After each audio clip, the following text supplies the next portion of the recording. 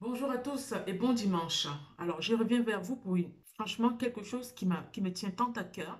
C'est une athlète ougandaise qu'on a vue dernièrement aux Jeux Olympiques à Paris, que j'ai eu à voir ses performances. Donc, en fait, on vous dit, sortez des relations toxiques. Cette athlète ougandaise dont je vais vous parler, du nom de Rebecca Shadekai, donc, a été immolée par son mari. Vraiment très très grave. Franchement, sortez des relations toxiques. Elle a été immolée par son mari en présence de ses enfants. C'est-à-dire, devant ses enfants, son mari est arrivé, elle a immolé. Tout ça. Elle a participé dernièrement aux Jeux Olympiques à Paris. On l'a vu, on a vu ses performances aux Jeux Olympiques de Paris. Franchement, c'est une histoire qu'on appelle une histoire terrible. Donc, laissez la nature travailler, sortez des relations toxiques. Quand ça ne va pas, prenez votre chemin. Ne courez pas après une relation quand ça ne va plus. Quand ça devient tout simplement la violence, quand ça devient tout simplement du n'importe quoi, le non-respect, ne restez pas, partez. D'accord? Donc, elle a été immolée. Donc, voilà, je vous le disais tout à l'heure, elle a été immolée par son compagnon, donc devant ses enfants, ce qui est terrible, encore terrible.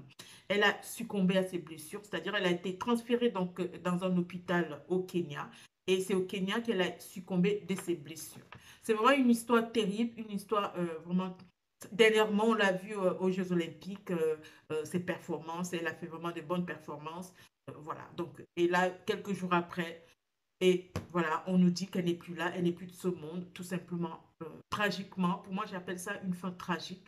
Voilà, donc sortez vraiment des relations toxiques. Ne restez pas quand ça ne va pas. Ne restez pas quand ça ne va plus. Ne forcez pas la relation. D'accord? Ne courez pas après une relation quand ça ne va plus. Quand une personne commence à vous donner une gifle, deux gifles, trois gifles, allez, posez-vous des questions et commencez à réfléchir autrement. Voilà.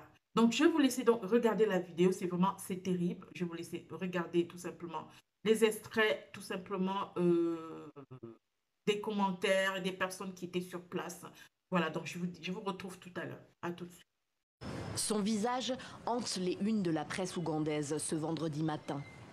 Rebecca Cheptegei est morte. Brûlée à plus de 80%, elle n'a pas survécu à ses blessures qui ont entraîné une défaillance de plusieurs de ses organes. Je ne peux pas me sentir bien, je me sens tellement mal. Ce que je sais, c'est qu'il y a beaucoup d'explications au fait que les hommes battent leurs femmes. Si vous venez d'une famille où vous voyez votre père battre votre mère, ça laissera une image, une marque dans votre tête, dans votre esprit. À tel point que lorsque vous grandirez, vous penserez que c'est ainsi qu'il faut faire, que c'est ainsi qu'il faut vivre. Et vous finirez peut-être par battre votre femme, vous aussi. Condamner le meurtre de la sportive, tenter de comprendre aussi ce qui aurait pu l'éviter. En Ouganda et au Kenya voisin, où Rebecca Cheptegei s'entraînait et a été tuée, la société civile, le monde du sport sont ébranlés. C'était une femme joviale, très sympathique. Mais nous avons aussi découvert qu'elle avait des problèmes avec son compagnon au Kenya, des problèmes personnels. Et je crois qu'elle avait déposé une plainte auprès de la police.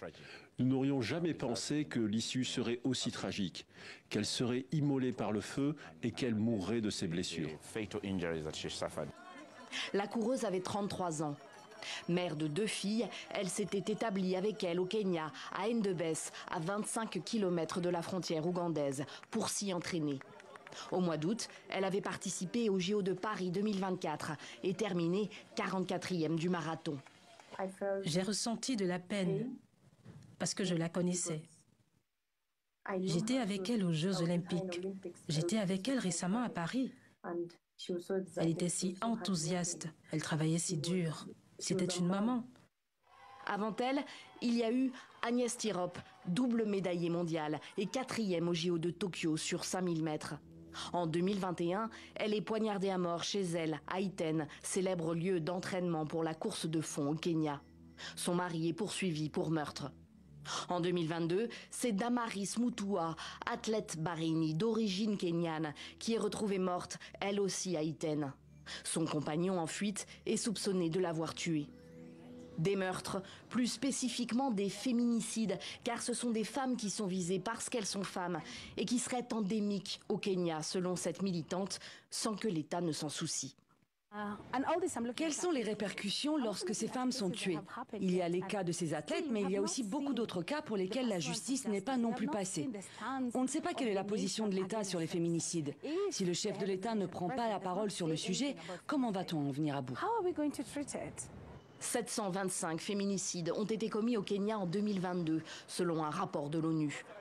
Un record depuis le début du recensement de ces données en 2015.